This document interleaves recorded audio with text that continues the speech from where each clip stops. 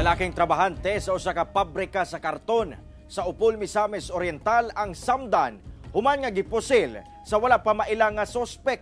Daang bikil ginalantaw sa kapulisan nga motibo sa krimen. Ani ang report.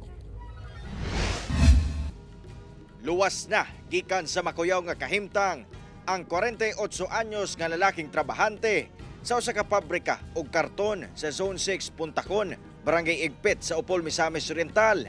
Human nga gipusil pasado alas 7 sa gabi adlawng Huwebes ang biktima daling gidala sa Northern Mindanao Medical Center kun NMMC sa Cagayan de Oro City. Matod sa kapulisan nga wala na nila naabtan ang daling misibat nga sospek human sa pagpamusil. Padayon ang ilang hot pursuit operation batok sospek. Tulo ka boxer ang igo siya sa bala, puros mga tiil ay igo.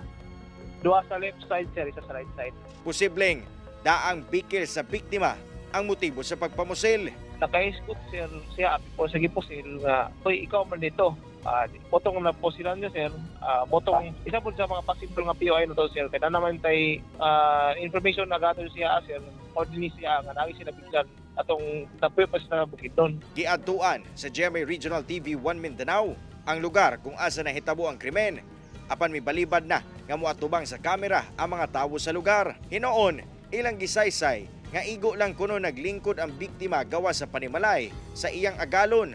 Diyang giduol sa sospek o gipusil. Gathering of information sa whereabout o possible nga maka-pinpoint po sa ato ang suspect. Kato mga witnesses nga nakita gahapon, same time po sir mga CCTV footage na makuha na to sa mga establishment nga dool. Kauban si Jaybert Pairat, Cyril Chavez.